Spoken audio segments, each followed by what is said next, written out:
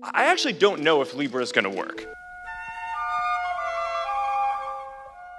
가트너가 선정한 올해 뜨는 기술 트렌드 10가지에 대한 비평 시리즈, 오늘 그 두 번째 편인데요. 오늘 주제는 블록체인입니다. 본론에 들어가기 앞서서 간단하게 정리를 해보겠습니다. 블록체인은 블록과 체인을 합친 겁니다. 블록이 뭐냐? 쉽게 말하면 금융 등 거래를 기록한 데이터 단위를 말하는데요. 은행 같은 중개기관을 끼지 않고도 서로 체인 형태로 연결하는 방식의 장부를 만들어서 저렴하고 안전하게 거래를 하도록 하는 보안 기술을 말합니다. 그게 바로 블록체인이죠. 예를 들어서 어떤 거래를 한다고 치죠. 모든 블록에 대해서 해시 함수값이라는 게 설정이 됩니다. 해시 함수가 뭐냐? 임의의 어떤 길이의 데이터를 고정된 길이의 유니크한 난수로 매핑하는 함수라고 하는데요. 뭐 예를 들면은 우리를 공부하는 기계로 만든 건 누구 1등 아니면은 나보고 구분짓게 만든 건 틀에 가둔 건 어른이라는 걸 쉽게 설명할 수밖에 단순 이런 긴 문장을 해시 함수에 입력해서 문자와 숫자로 이렇게 이루어진 의미를 알 수 없는 결과를 만드는 겁니다. 이걸 해시 값이라고 하는데요. 이것의 특징은 뭘 넣든지 간에 비슷한 길이의 알 수 없는 난수가 결과로 출력이 되고요. 글자가 한 글자만 바뀌어도 완전히 다른 결과가 출력이 됩니다. 그리고 출력값으로 입력값을 추정할 수 없다는 특징을 갖고 있죠. 이런 해시 함수를 통해서 모든 거래 블록의 해시값을 만듭니다. 그리고 새로운 거래가 이루어졌을 때 이전의 거래에 대한 해시값을 포함을 시키죠. 이렇게 해서 모든 거래 블록들이 순차적인 체인으로 연결이 되면은 이걸 블록체인이라고 부르는 겁니다. 이 블록체인을 암호화폐가 아니라 장부를 기록하고 관리하고 검증하는 암호화 기술이라고 이해하면은 유통 분야 등 확장성이 매우 높은 게 사실입니다. 뭐 어쨌든 그럼에도 블록체인의 가장 중요한 용도는 여전히 암호화폐입니다. 이런 암호화폐에 작년 중순부터 전 세계적인 논쟁이 있었는데요. 바로 페이스북의 리브라와 중국 중앙은행의 디지털 화폐 발행, 이 두 가지 이슈입니다. 2019년 6월 18일 페이스북은 2020년부터 이 암호화폐 리브라를 발행한다고 발표했습니다. 페이스북의 리브라 백서에 의하면은 이 리브라는 오픈소스로 개발이 되고요. 그리고 달러, 유로 등 통화들과 금, 채권 같은 실물 자산과 연동이 되고, 그렇기 때문에 변동성이 심해서 투기에 온상이 됐었던 기존의 다른 암호화폐의 문제점을 해소할 수 있다고 주장하고 있죠. 그런데 에센스 기업이 왜 갑자기 암호화폐를 발행하겠다고 하는 걸까요? 이 자본주의 사회에서 기업은 계속해서 이윤을 추구해야 되는데 이 페북이 아무리 커져도 하나의 앱에 불과하기 때문에 이 확장면에서 한계가 있어서입니다. 구글과 애플처럼 이 모바일 생태계를 밑바닥에서 책임지는 OS를 제공하는 기업이 아닌 거죠. 언제 유행이 바뀔지 알 수가 없고, 이 페이스북의 지위를 위협하는 경쟁 앱은 계속해서 등장하고 있습니다. 따라서 단순한 앱이 아니라 이 스마트폰을 들고 다니면서 항상 페이스북을 켜놓고 필요한 모든 욕구를 다 이 앱 안에서 해결하는, 여기서 다 소비하는 독점적인 플랫폼이 돼야 지속 가능한 사업 모델이 나오겠죠. 예를 들어서 우리나라에서 카카오가 국민 메신저가 된 이유는 단순히 메신저이기 때문이 아닙니다.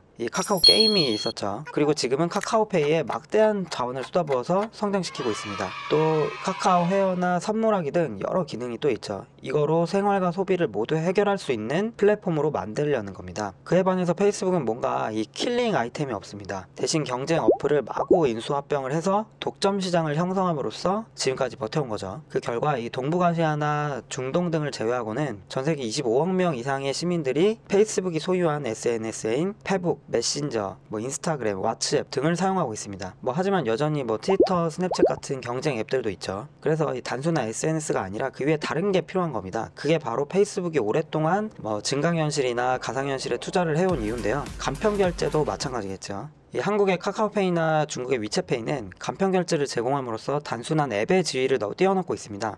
기프트콘이나 쇼핑몰 기능도 있지만 위챗의 가장 중요한 기능은 이 위챗페이라는 간편결제 시스템을 독점하는 데 있는데요. 페이스북도 이걸 하고 싶어 하는 겁니다. 그런데 문제가 있습니다. 이 위챗이나 카카오페이는 원화와 위안화 같은 국가 화폐에 기반을 하고 있습니다. 하지만 페이스북이 간편결제 시스템을 도입하려면 전 세계 화폐를 지원해야 되고 환율 문제 같은 이런 많은 비용이 듭니다. 불확실성도 크고요. 이런 외환거래에서 강력한 힘을 발휘했었던 대안화폐가 있죠. 바로 비트코인인데요. 이 블록체인에 기반한 암호화폐입니다. 이 암호화폐를 활용하면은 이 페이스북이라는 플랫폼에서 전 세계적인 결제 서비스를 제공할 수 있게 되겠죠. 이게 가능한 이유는 미국의 주요 카드사인 비자나 마스터카드가 전 세계 어디서나 통용되기 때문입니다. 암호화폐의 지급 보증을 바로 이런 카드사들이 해주는 거죠.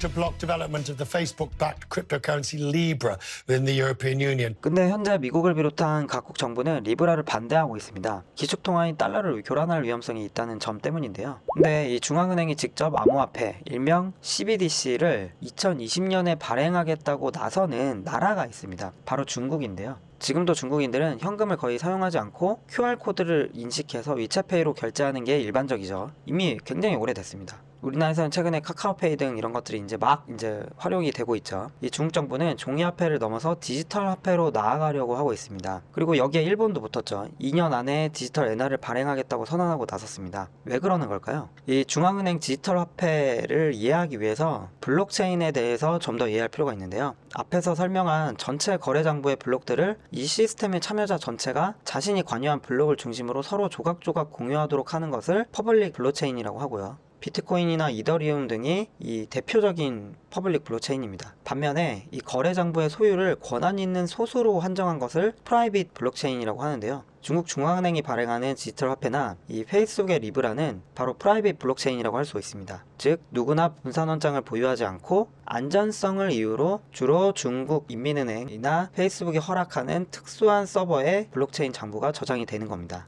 보통 금융권에서 암호화폐 투자를 한다고 하면은 대부분 프라이빗 블록체인이라고 보시면 됩니다.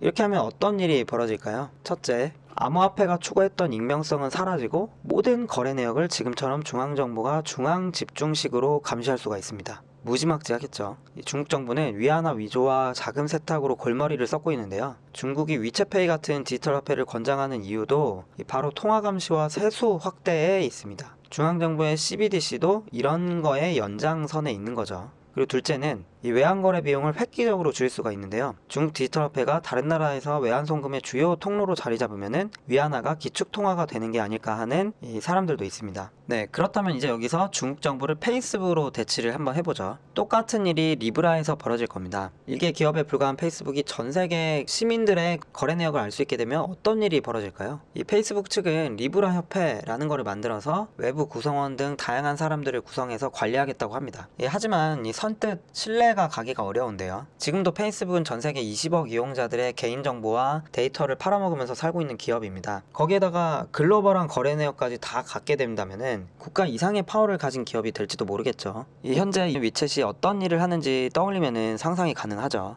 중국 정부의 여론 감시와 통제 시스템의 핵심에 위챗이 있기 때문입니다. 최근에 코로나 바이러스 19 감염증으로 고통을 겪고 있는 중국의 평범한 사람들이 정부의 잘못된 대응에 대해서 비판하고 언론 자유를 요구하는 목소리가 커지자 최근에 중국 당국은 여론 통제로 응답을 하고 있습니다. 위챗은 그 여론 통제의 핵심 도구죠. 그럼 페이스북이라면 어떨까요? 얼마든지 스스로 빅브라더가 될 수 있다고 생각을 합니다. 그렇기 때문에 리브라는 미국 거대 독점 플랫폼 기업 이 페이스북의 패권주의적 기획이 될 우려가 있는 거고요. 주커버그는 이런 우려와 비판에 대해서 충분한 답을 하고 있지가 않습니다. I think because it's a risky project. 네, 지금까지 삐딱하게 보는 가트너 2020 IT 트렌드 10 두 번째 블록체인에 대해서 알아봤고요. 이런 이 블록체인의 향배는 우리 사회가 어떻게 나아갈지 결정지을 하나의 계기가 될지도 모르는 것 같습니다. 따오기 구독과 좋아요 그리고 주위에 널리 알려주시기를 부탁드립니다. 지금까지 따오기였습니다.